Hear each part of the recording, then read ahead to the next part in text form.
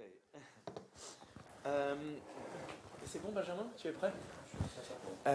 Dear Richard, it's a real pleasure to have this occasion to discuss a bit.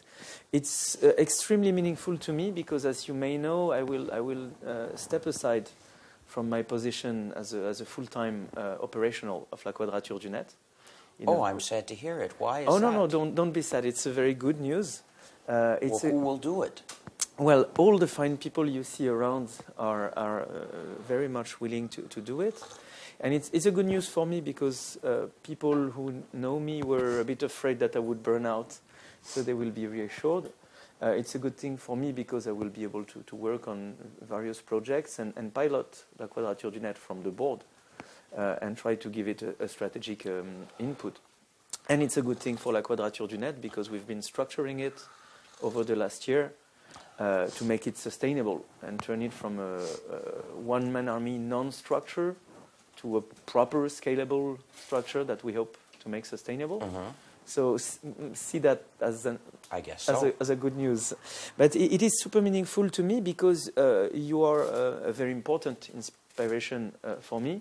And I can trace back, I told this story recently, the beginning of my political commitment, my political enlightenment in a way, to seeing you in '98 in Paris.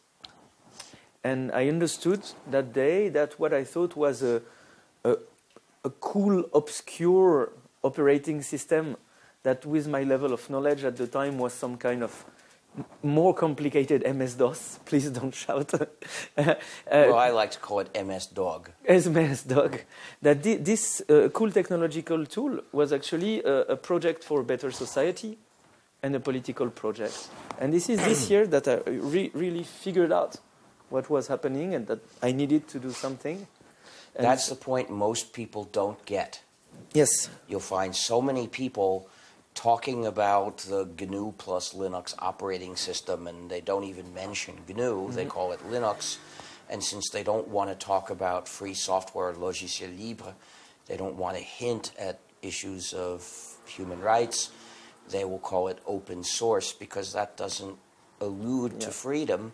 And then they will present it purely in terms of advance of technology and convenience and say nothing about things that are more important. Of course. And it's about political consciousness. It's about understanding the political impact of technology.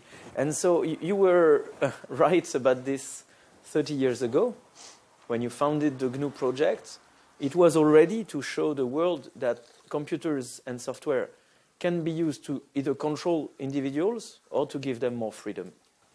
Do you think that today more and more people are understanding that with the recent revelations of Edward Snowden? Well, I think that the number of people who appreciate the issue of free versus user subjugating software is growing.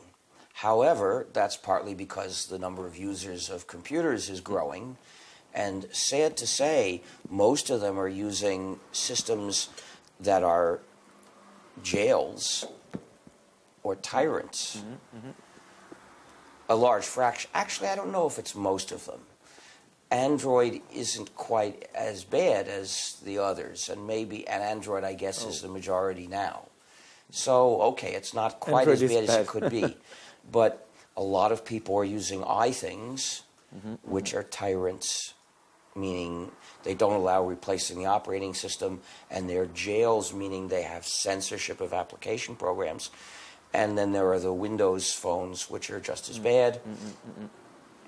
And they all have the universal backdoor in the radio modem processor, which, as far as we can tell, can take control of the main processor, and thus through the modem processor, the whoever activates the universal backdoor mm-hmm. can replace your operating system. Whatever you put in it, they can replace it. And they can turn these things into listening devices. It's been done. Mm-hmm. Mm-hmm. This is established fact.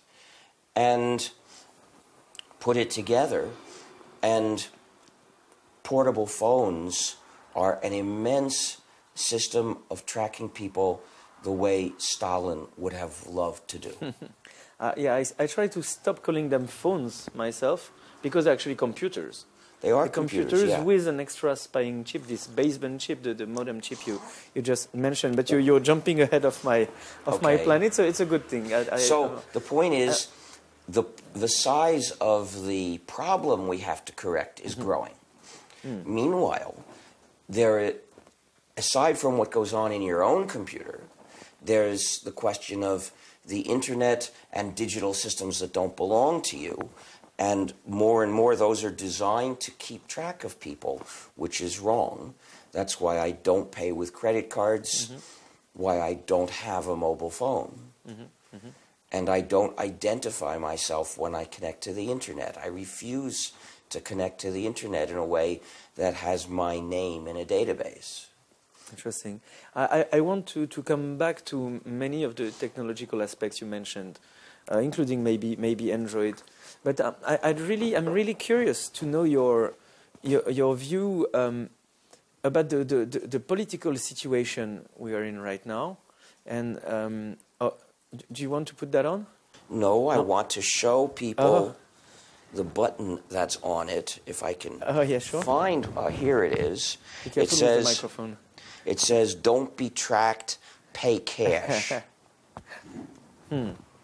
Yes, that's one way of trying to avoid. On the political level, I'm very much curious about this notion of commitment. You know, how it happens in individuals. How somebody who believes one day that he or she has nothing to hide could the next day become a political activist. How somebody would think... Why do you think that you need to have something to hide to fight for privacy rights? Most days I don't have anything to hide. I'm not fighting for my secrets. I'm fighting for your secrets, for everyone's. It's not as much about having anything to hide than understanding the very value of privacy and why it must be protected. And this you don't really learn at school. You don't see it on TV. What do you think is useful or powerful to make people understand how crucial are those links between the technology and the underlying communication infrastructure? Lots of people have something they want to hide from someone, and without privacy, you can't do that. But beyond that, democracy involves opposition, dissidents, and whistleblowers. There's a famous question, who will watch the watchman? Quis custodiet Ipsos custodes. Custodes. Well, now we know the answer. Whistleblowers watch the watchman. Democracy means that the people maintain control of the state. This is essential because the state is the most powerful entity that we come in contact with. It's not Google. No, the state is much more powerful than Google. The state has lots of armed men and doesn't even have to hide their existence. They are not limited to moving around secretly underground. They can go anywhere. Google has killer robots now. I don't know if that's true. With the acquisition of Boston Dynamics, that is a US military contractor. Maybe, but Google wouldn't dare use them without permission of the state. Google may become an arms company, but that's not the same as being the state. That's true. I mean, these are flip responses. Why? They just get in the way of saying the point. The point is that the state can do us far more harm than any other entity. People are tremendously afraid of underground terrorist groups, but they can't possibly do the kind of harm that the state could do because they are not as powerful. They're far, far less powerful. A state can kill millions. And did already, yeah. And some states have, yeah. So the point is we've got to maintain our control over the state so it doesn't do that. We must have the state, because we need a welfare state. We need social programs that can only be carried out by the state. We need regulations that can only be on business activities that can only be implemented by the state. Not to mention things like investigating crimes and national defense and education. Education, healthcare, all sorts of activities, funding research and not allowing it to be corrupted, which private funding for research tends to do.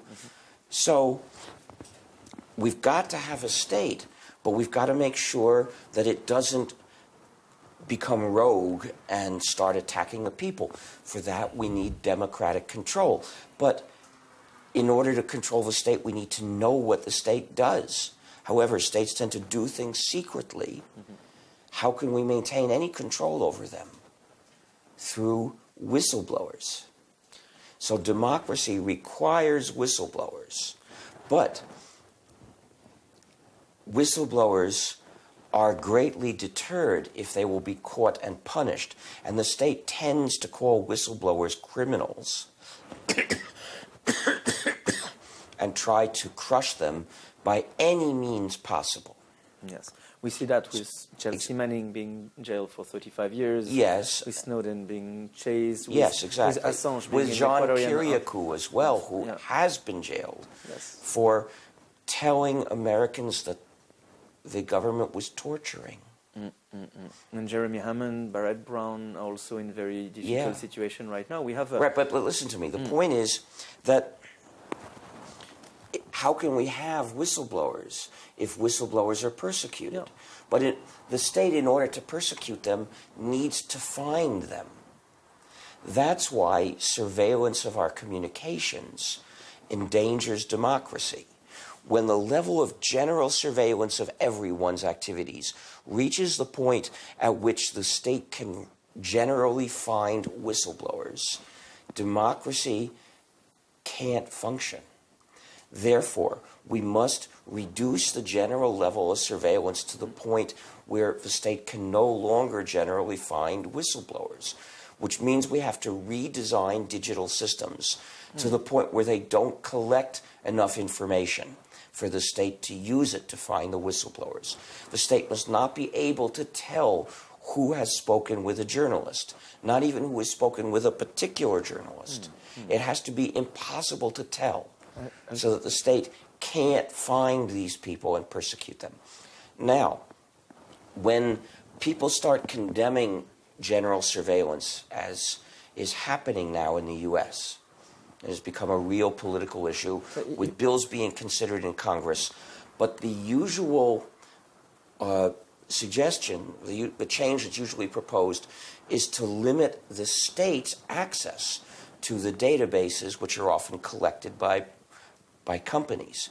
This is not enough. And the reason is the conditions for access to the database will always permit it when the state says it's investigating a crime and can point to a crime that it's investigating. Well, if whistleblowing is a crime, then the state will be able to get permission from a court to access the databases and find the whistleblower. So this change, while it would be an improvement, is not enough. We've got to change the systems. There have to be laws requiring systems to be designed so that they don't accumulate data. They don't accumulate a dossier about everyone. And then, even if the state gets permission to look to try to find a whistleblower, the data won't have been saved. It won't be possible to find the whistleblower. This is what we need. So, in a way, what you said is that the whistleblowers are the ones who watch the watchmen, and we, internet society, should watch the whistleblowers. Well, we don't want to watch them. We have to protect them. To watch them in the sense of to watch after them. To watch after them. Well, you don't say watch after in English. No, you have to say, you can say look after. Look after. Oh yeah. But it's better to say protect. That's clearer. So we need to protect them, and we can. But the way we protect them is by making sure they can retain their anonymity. You see, if there's a law saying whistleblowers are inviolate, the government can come up with an excuse to ignore that. They're very good at coming up with excuses to prosecute someone with John Kiriakou, they didn't prosecute him for whistleblowing. They looked through all his email, and they found some place where he mentioned the name of a CIA agent, and they prosecuted him for that, although it wasn't published. There are ways to protect whistleblowers, maybe by law. There are ways to protect whistleblowers by technology. And there are probably social, cultural mechanisms that we must put in place so people understand. The social mechanism is simply strong support for human rights and democracy and recognition of what it requires. Social patterns can't protect somebody very well from a manhunt.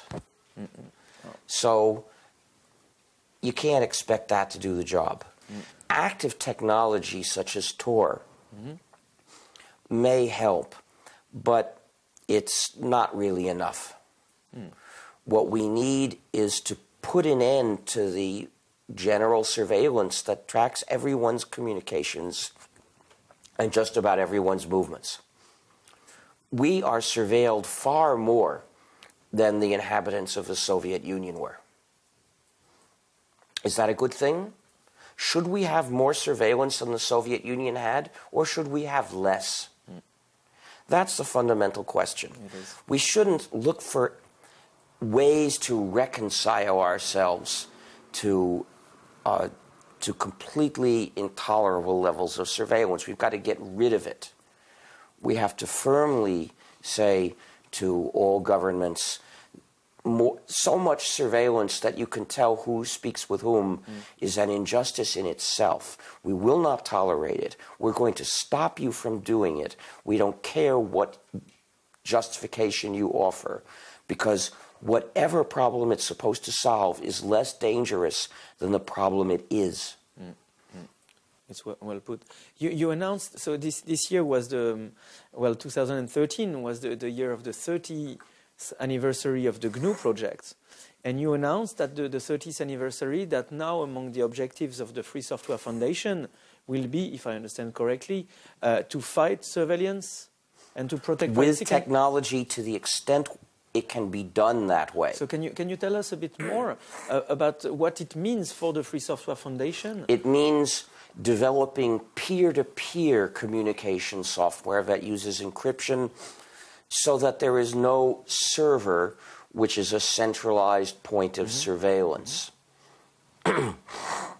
So now this is officially one of the goals? That's one of our goals. Are you changing in some way the structure of the Free Software Foundation? No, there's no structure to change. So are you Our structure is actually very decentralized. Okay. There are many GNU packages being developed by different groups of people. So it means reordering the priorities in the yes, projects? Well, it means just saying to the public, we'd like you to work on this.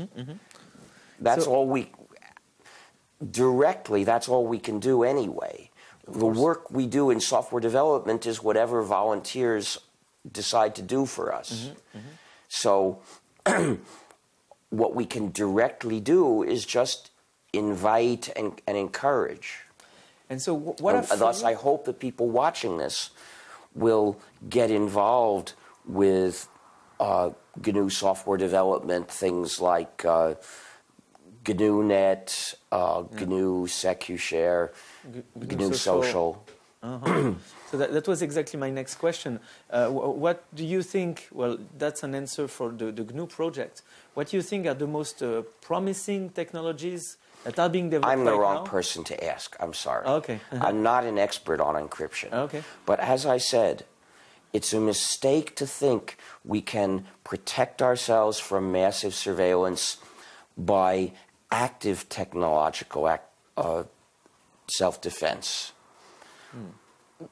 It can't do the job. Yeah. Lampposts now sometimes have microphones. In buses, there are microphones in San Francisco. In Australia, in some cities, the taxis have microphones. I once was in such a city. I saw on the door a sign saying you will be photographed and your voice will be recorded. So I didn't speak. I refused to speak. I wrote on a piece of paper, "Don't speak. Cab is bugged. Please take me to such and such address." And I handed it to the driver. And he laughed because he got the joke. He got the point. The point is I wasn't going to give them anything they could listen to. But if they're listening everywhere, how can you have any conversation that's private? Yeah. Really, we have to stop them from putting in the recording devices. We have to make them remove the recording devices. We have to insist that systems ranging from cameras that look at the street and maybe recognize car license numbers to the Carte Navigo in the metro and similar equivalents in other cities. RFID chips. Yeah. We have to make sure that they don't know who is doing what, except in special cases. For instance, recognizing license plates, it should have a list of all the valid license plates. And if the court orders surveillance of a particular car, then they can remove that number from the list. And any car that's in the list is invisible. The camera just won't notice. It will make a record of where it sees any other car. But those are invisible. Wherever they go, they're not followed. We will need to trust the technology. We will trust the right. The but the point is, well, you can tell, right? Anyone using it will be able to tell if it is making records of other cars. So, so it's not as if a dishonest system could be hidden so easily. We've got to make sure that there are no internet-accessible cameras fixed pointing at public places, because those are basically asking for the state to watch everywhere. There should be a law that such systems cannot be installed, that any security camera watching a public place can't be on the internet. It has to record internally, and that's all. So that it's difficult to access. You see, if the information is held locally and difficult to access, then when there's a real reason, it can be accessed.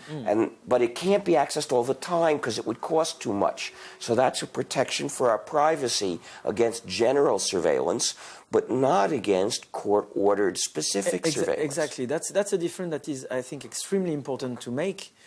Is that some targeted surveillance can be legitimate if properly framed democratically. We've got to make sure that it's only targeted surveillance under the control of the courts. Of the judicial authority. Because we want the state to investigate crimes.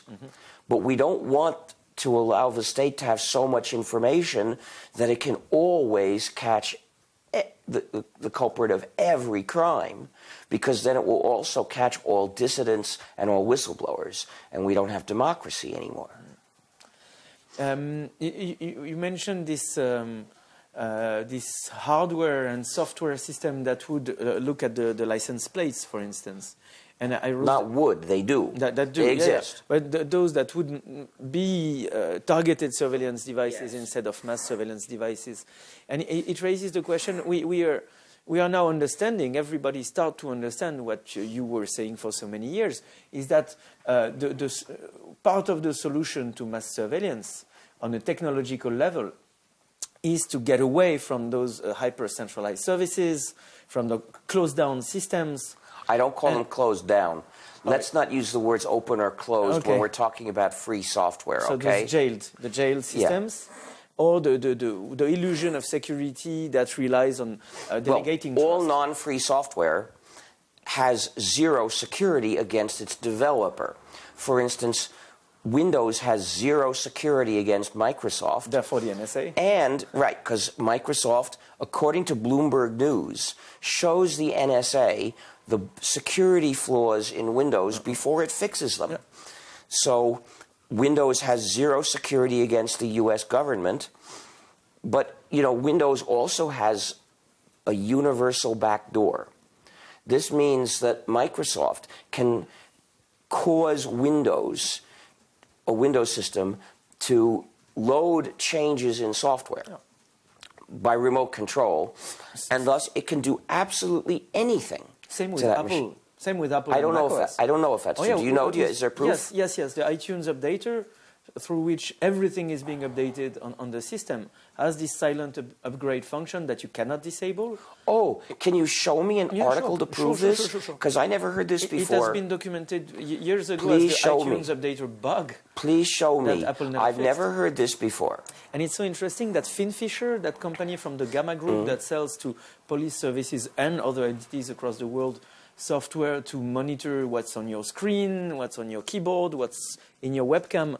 It was shown in one of the videos in the spy files on WikiLeaks that they use this iTunes updater as a way of entry. They do this installation proxy that use this iTunes installer bug. So it is evidence that the behavior of this company is enabling surveillance. Wow. I'd never heard this before. I'll send you details. I'll be very interested in publicizing this. Well, the point is that Microsoft, Apple, it's the same. Well, Apple's actually the worst enemy of our freedom. Yes. Remember, it's Apple that pioneered general-purpose computers that are jails, in other words, platforms for censorship of application programs. The evil genius of Steve Jobs was to have figured out how to make computers that are jails and make millions of people beg to be jailed. Jail systems are one of the roots of mass surveillance. Actually, no. Non-free software is part of the root of mass surveillance. Yes. Because being a jail is actually, well, it's another evil, but it's not the evil that brings you mass surveillance. That happens with non-free software already, because with non-free software it means the users don't have control over it. With any program, either the users control the program or the program controls the users. With free software, the users control the program. With users subjugating non-free software, the program controls the users. So even before Microsoft and Apple systems were jails, they were proprietary software, non-free. And surveillance functionalities have been found in Windows. Windows on a PC is not a jail, but it is proprietary, and it has spyware functionalities. But many other proprietary programs are spyware, including Flash Player, Angry Birds, the Amazon Swindle, and the software in portable phones, which sends GPS location data on remote command, and the user can't stop it. So basically, when the program is proprietary, that means the users don't control it, therefore it controls the users, and the owner controls the program. So that program is an instrument giving the owner power over the users, power that no one should have, so it's unjust power. That has always been true. 30 years ago, when I started the free software movement, I didn't know how to formulate the issue like this, but it was true already. However, 30 years ago, you could expect the proprietary software developers to be honest. At least they developed the program to try to make it do what users would like. And it was a shocking, rare exception if they put in anything malicious. You know, it was a scandal. But gradually... Bull Run. What? Now the Bull Run program that was unveiled, where we see the NSA investing $250 million a year to sabotage all the commercial technologies that are supposed to protect it's not just the NSA. It started long before the NSA. The point is, you know, in the 90s, it was already starting to happen. And what happened was companies started putting malicious functionalities into programs and the users didn't all say, we reject this, we're going elsewhere. And therefore they got away with it. It was known they got away with it, so other companies started doing likewise. Mm-hmm. And the ethical standards went down, and then it went down again and again, to the point where nowadays it's normal to find malicious functionalities in proprietary software. They spy, they restrict the users, which is known as digital handcuffs or digital restrictions management, DRM, and there are backdoors. Mm-hmm. And the result is, before the NSA even started to get interested in this, the companies were already turning proprietary software massively into systems to mistreat the users. Mm-mm. Actually, so basically, proprietary software is software for suckers. Information suckers and suckers in general. Today there were revelations, I think it came from the Der Spiegel, where Jake Applebaum, Andy Muller-Magoon, Laura Poitras and others are doing this fantastic job of documenting the technology of surveillance and oppression. There were revelations about how the apps on the jailed mobile computers, how the apps were used to send back information, and that each upgrade I think each upgrade of Android is sending 500 lines of history of what the phone was doing, what it was used for, etc. And indeed, intelligence agencies access. Well, Android is not a jail. Well, keep these issues are not exactly the same. They don't go hand in hand. Android is not a jail. I would slightly disagree, if I may. Android, I'm told, allows people to install programs of their own choice. No, not by default on most instances, where you cannot even be root of your device without rooting it, which means making a bit of a complex technical operation. Yeah, you can, but you can do it. Yeah, but my mom wouldn't do it because she wouldn't know how to, and she would be too afraid of breaking it. And it's not all mobile computers that allow you to do that. So by default... Sorry, I spoke with an expert, namely a developer of Replicant. Replicant is the free version of Android, who says that in general, Android is not a jail. You can install free applications from places like F-Droid. Oh, yeah, sure. I do this myself. I do this all the time. But that's different from being entirely free software. Yes. Android, as it comes in any product, is not a jail, but it contains proprietary software. In particular, Google Play, I believe it is, which is what connects to the Android market, yes. is proprietary software. So, of course, any proprietary program is likely to mistreat you. And some Android devices are tyrants, meaning they don't allow replacing the operating system. Yeah. These are generally, in many cases, these are the ones that are locked to a phone company.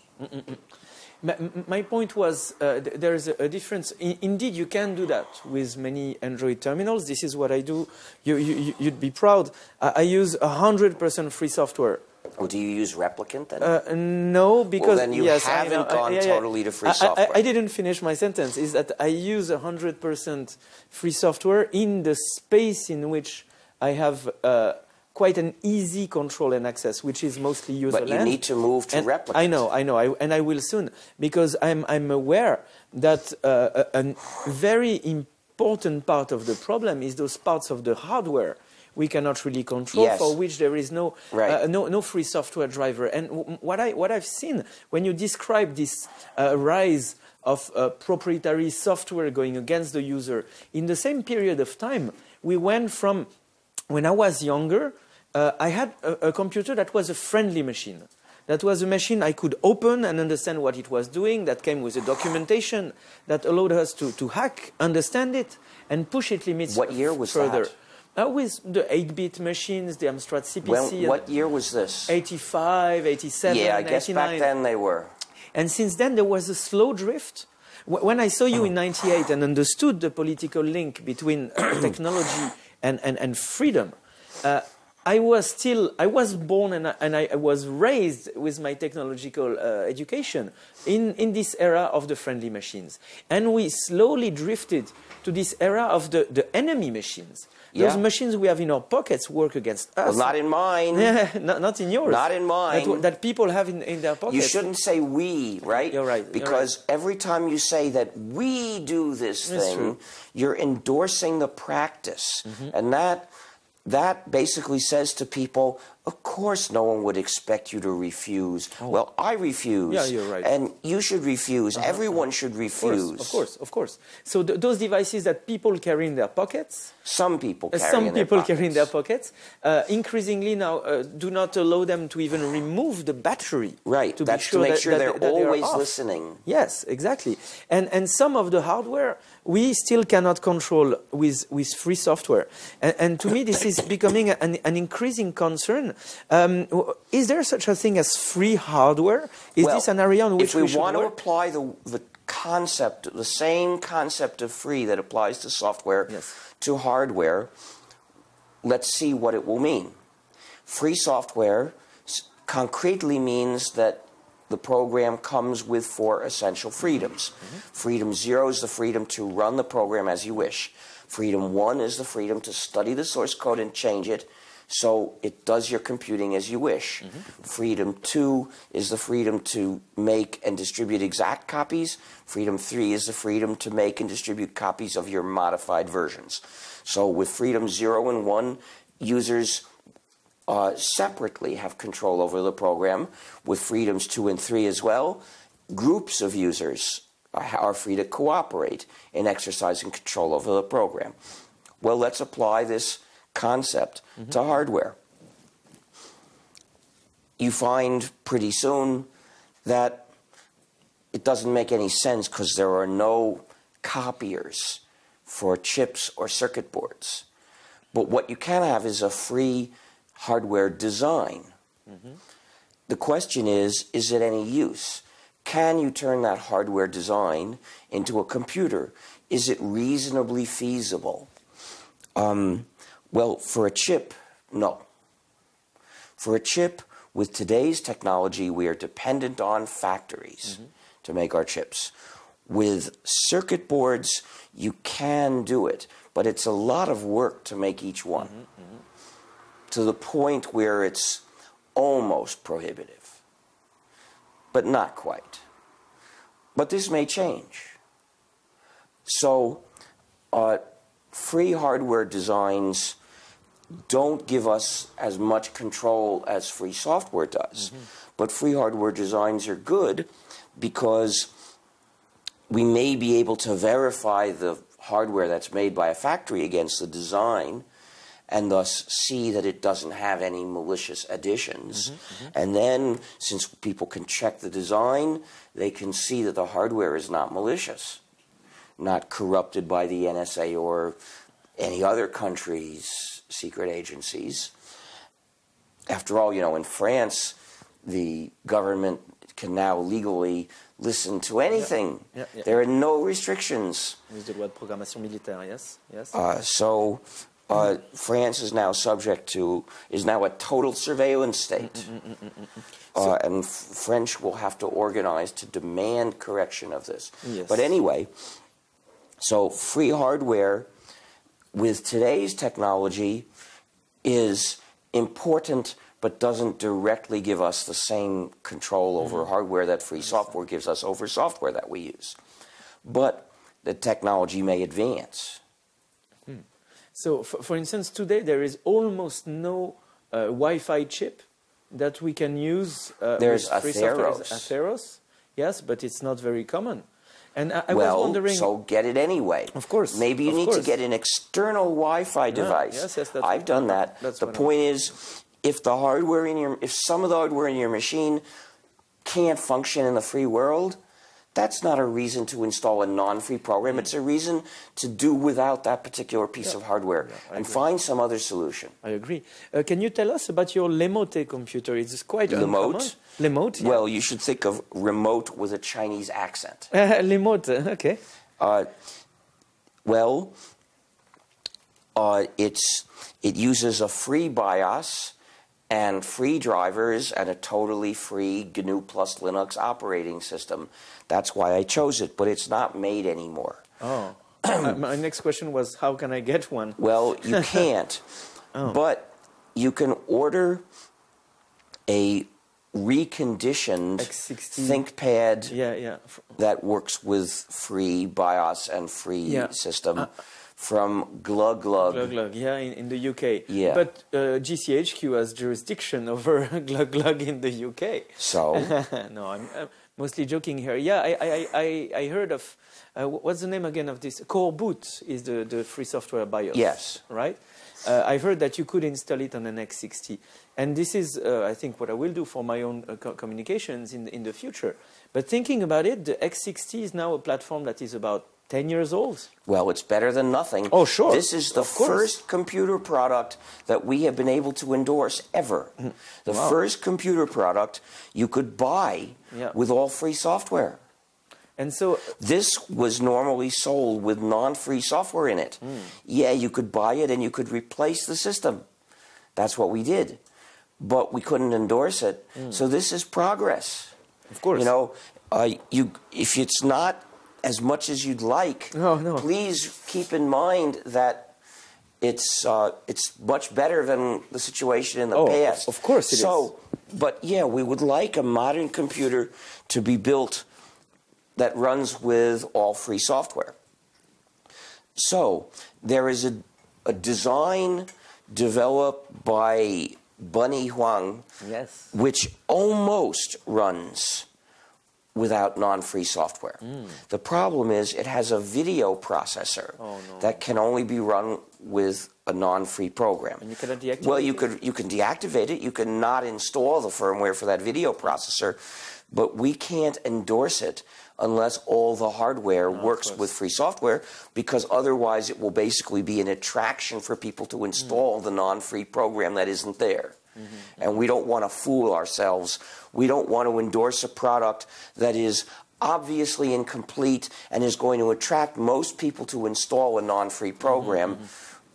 It would be self-delusion to say that that's a product that respects your freedom. So, what's needed? Reverse engineering is needed. People have got to reverse engineer that video processing unit and then publish the specs. The same people who reverse engineer the VPU shouldn't write a replacement program. Other people will do that. The people who figure out how to run that hardware just have to publish what they've learned about that hardware. And they can publish it anonymously so that they don't ever have to worry about whether the company would try to harass them somehow. I wasn't saying that about the X60 to say that things are not good, and I agree. We are making progress, especially that people are increasingly understanding the political implication of technologies. This is really, for me, the key. What I was mentioning that for is that this reconditioned X60 is a 10 years old hardware. Yeah. Does it mean we are 10 years late in a way? Maybe, but better late than never. Oh, yeah, of course. Remember, of course. 30 years ago, we started from zero. Yeah, exactly. So we are progressing. What do you think are the most important or the most difficult challenges that we have ahead, whether it's in the hardware or the software or the network? I can't judge them, I'm sorry. Oh, okay. Asking me to take these things that are totally different, they're different kinds of things, and just measure their difficulty, I don't know, and I don't really care, because software? I just look at the things that need to be done. I'd rather talk about what needs to be done. What needs to be done? For instance, in the software area, what are the areas where we need manpower, we need energy? Well, we need better free CAD software. We need free accounting software that's interoperable, which again requires reverse engineering. Both CAD and accounting software require reverse engineering to figure out the formats used by the market-dominating, non-free programs that try to keep their users captive. We also need, of course, the firmware and driver replacements for lots of hardware. We need schools to stop teaching proprietary software. The school has a social mission to educate good citizens for a strong, capable, independent, cooperating, and free society. For a school to teach kids to use non-free software is implanting dependence on a private entity which is completely antisocial. It should be illegal for schools to do that. There must be no non-free software in a school where kids can find it except in reverse engineering practice. Of course, since every program embodies knowledge, if it's a free program, the students can learn this knowledge, but if it's proprietary, the knowledge is withheld from the students. So a proprietary program is the enemy of the spirit of education. It's an obstacle to those who are interested in programming and want to master the skill, the craft of programming. You do that by reading lots of code and writing lots of code. Well, only free software gives you the chance to read the code of large programs we really use. And then to learn how to write the code for large programs, you've got to write code in large programs. But you've got to start with existing large programs at first until you get really good at it. So only free software gives you the chance to write changes in existing large programs that we really use. Schools, for the sake of those who want to master the craft of programming, must be environments of free software, of knowledge that the students are welcome to learn. But in addition, schools must teach the spirit of goodwill, the habit of helping others. This is education and citizenship. Therefore, every class must have this rule. Students, if you bring software to class, you may not keep it for yourself. You must share it with the rest of the class, including source code, in case someone here wants to learn, because this class is a place where we share our knowledge. Therefore, it's not permitted to bring proprietary software to class except for reverse engineering practice. And the school must follow its own rule to set a good example. So we must legislate that schools may not have proprietary software except for reverse engineering practice, which of course would only start probably at age 13 in most cases. So maybe we will see that emerge somewhere in Latin America before Europe. Well, Ecuador already has working the project of moving its schools to free software. Do you think public school should teach children how to code, how to do network, how to understand communication? Most people don't want to do this. This is specialized knowledge that some people are interested in. You might as well say we should teach everyone to do accounting and be a painter and But most people will not be good at programming. It's a special talent, just as most people will not be good painters. I wouldn't be a good painter, right? I don't have any talent for that. I have other talents like programming and puns. You have, but you have hidden talents. But the point is, just because I found programming to be a great pleasure doesn't lead me to conclude that everyone's supposed to do programming. You know, there's a tendency for people who love a particular activity to say, oh, of course you should all do this. It's such great fun. Try it. You'll certainly love it. But I know better. Different people love different things. Schools should make it easy to learn programming. They should invite people to get to the depths of programming if they want to. But not everyone's going to want to. You can't say that nowadays everyone has to be able to program. It's like saying everyone has to be able to do algebra. Not everyone wants to do algebra. I love calculus. I love group theory because I love mathematics, but not everyone does. My point was more how can you be a citizen aware of what is going on in this world if you don't have a minimum knowledge? A minimum knowledge won't get you anywhere. It just won't help. I mean, a minimum knowledge of the architecture of our information infrastructure. There is something you need to know, and that is there are different computers involved in activities, and you need to know what part of what I'm doing is done in my computer and is under my control, because of course you shouldn't allow any non-free software to run in your computer, and what part is being done in someone else's computer, and whose computer is it, and where is it, and what data is it collecting about me. And how Those are the things people need to pay attention to. And how can you get this knowledge? Well, you need to. People need to demand it, and eventually laws will be required, enforced by the state, to make whoever runs servers tell you. The point is, you don't need to know how to program to understand this kind of thing. Of course, there have to be much stricter legal limits on what data they can keep and who's allowed to have any of it. Right now, if you visit a website,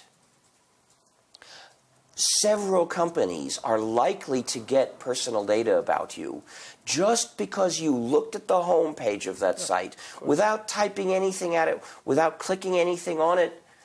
The fact that you visited that page gives personal data about you to various companies whose business is tracking people. Well, that should be illegal. The company whose page it is, the organization more generally whose page it is, should not be allowed to set up that page so that anybody else gets any data about you. You can see that very well using the free software NoScript, for instance, in Iceweasel or but Firefox. even NoScript won't block it all. For instance, if you see a Facebook like button, of course, Facebook knows your computer visited that page because the image of the like button comes from a Facebook server. And the server knows which IP address it sent the image to. And your browser tells the server, I'm requesting this image for the following page. So Facebook knows your computer visited that page. That's personal information about you when you didn't go look at Facebook. This has to be illegal.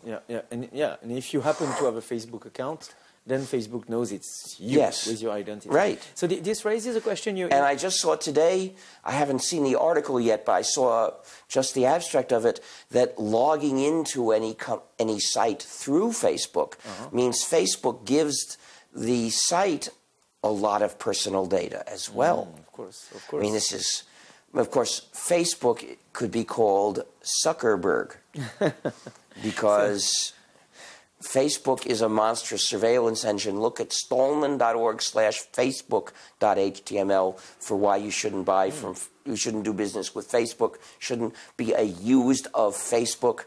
And look at stallman.org/amazon.html for why you shouldn't buy from Amazon. You mentioned those pieces of software that we execute from a remote computer. It is a global trend today in the use of computing in general, sometimes not to know, sometimes not to even care where the software is being executed. So this is something that wasn't the case in '83 when the GNU project was It's a terrible mistake for the users. Yes. You can't trust software that's executed straight from someone else's site. Basically, the users need to take control over that software. The first step is for it to be free software. Usually it's proprietary software. And obviously you can't trust proprietary software. But that's just the first step, because the users need to start really exercising control over that software, meaning being able to have their changes to it control what it does and what it doesn't do. Partly, though, this needs laws. It should be illegal, for instance, for a site to collect statistics about its visitors and how they visit the site by sending data about all the visits to a company like Google, which is called Google Analytics. Many websites send all the data about their visitors to Google. Or Google AdWords, or the Google Plus button, that is the equivalent of the Facebook button. Actually, it's not quite equivalent. Really? I asked once, and I was told the Google Plus button has a long cache time. So if you go to lots of sites, according to what I was told, and they all have the plus buttons, Google doesn't find out about most of those pages. It just uses the same image that's already in your browser cached. Well, I have to agree that that makes it a lot less of a problem. If Google's not finding out all the sites that you visit through that button, it's okay. The way Moglen puts it is that we are losing our anonymity in reading. I think it's a very interesting way of putting it. The Amazon swindle, which is an e-reader that swindles readers out of their freedom, monitors exactly what page is being read at any time, as well as what books the user obtains. Of course, Amazon won't let people buy anything anonymously, which is why I won't buy anything from Amazon. I won't identify myself to websites. So you've got to reject these things. Of course. Of course. A question that is a bit of a general question, and I don't want you to be exhaustive about it, but that I think is important to... I'm exhausted already. What can people do to help? To help make the world a better place, to help take back control of technology? Well, first of all, look at GNU.org/help for suggestions for how you can help the free software movement.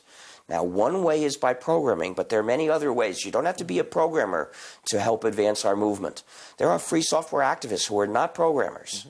You can do a lot. But, for instance, what can you do to help free software? Well, you can organize people to campaign. That's tremendously important. You can learn how to present these issues and give speeches. Write documentation as well. Yes, exactly. Graphic design, web design. Yep. You can join organizations such as the Free Software Foundation or Free Software Foundation Europe or April or La Quadrature du Net or whatever there is in your country, wherever you are.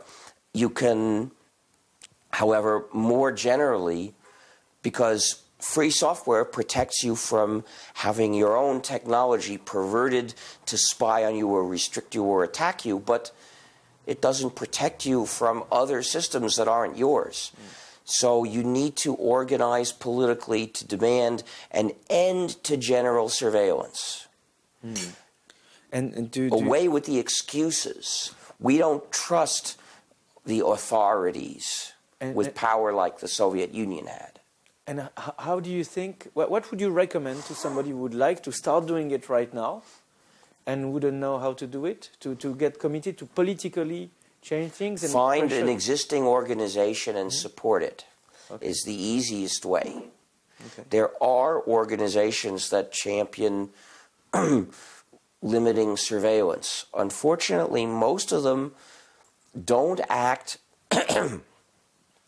against the collection of the data. They mainly campaign to limit government's use of the data, and as I said, that's not enough. Look at GNU.org/philosophy/surveillance vs democracy.html, and you'll see why. You'll see more clearly and fully stated why it's not enough to limit the government's use of databases that are held privately. We have to limit all the ways that the government collects information about everyone. A question that is a bit of a troll, to react to what you just said, that people could or should join existing organizations. Aren't we at risk of centralizing political it's good action? to centralize it. Lots of people together in one organization can achieve a lot more because they contribute their dues.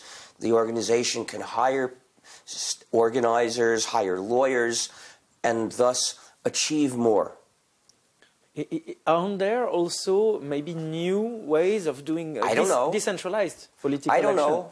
Because you've seen the SOPA, PIPA, and the ACTA fights. But those were carried out by organizations with substantial membership. Yes. We need organizations with substantial membership. It's true. I'm sorry, but I don't think that you can achieve a lot politically just by doing everything by yourself. It's not just... I didn't do everything by myself. I launched a movement where I recruited other people to join in, and thousands of people have, and that's why we've achieved. You can't expect that thousands of people, each one operating by himself, will achieve a lot. It just doesn't work that way in politics. It's not just being alone, but those organizations, this is what we did with La Quadrature du Net on ACTA, those organizations sometimes play a role when they provide means of action, they provide way for individuals who may not want to join an organization to still be active and find ways to participate. That is participating in the existing organization. Okay. Those people would not have achieved as much if they hadn't acted through the means set up by organizations. But in order to set up these means, the organizations need people. So participating through the means set up on the net by an organization is a way you can achieve a substantial amount with a small amount of work. If you want to do more than a small amount of work, we need people who are willing to do a lot of work. Of course, there will be more people who do a small amount of work.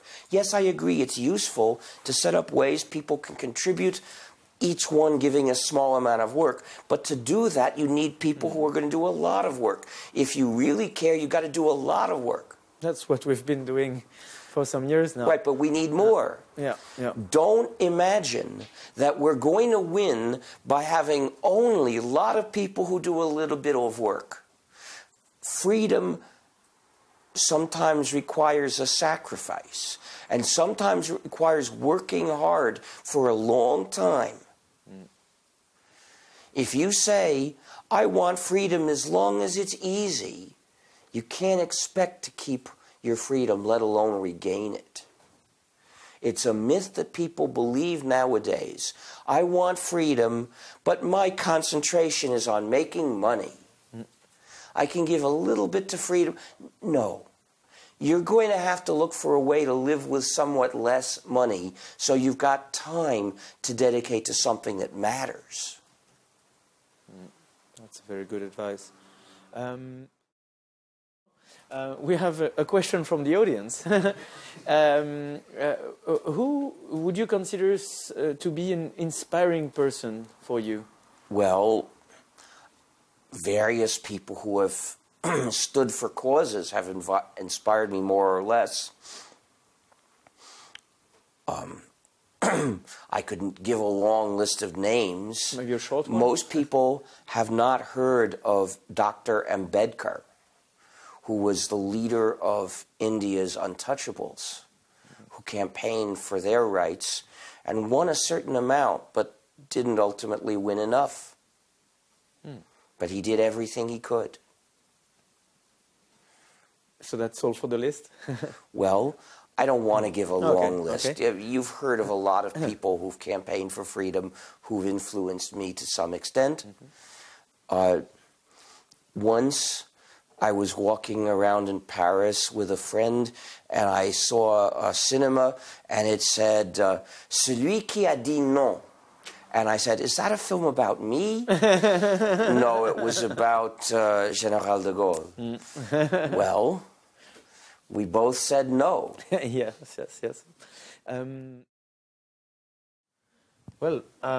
So I think we made it. It's a real pleasure and an honor. I want to thank you for everything you've done for us. It's you're an inspiration of us, a very important one.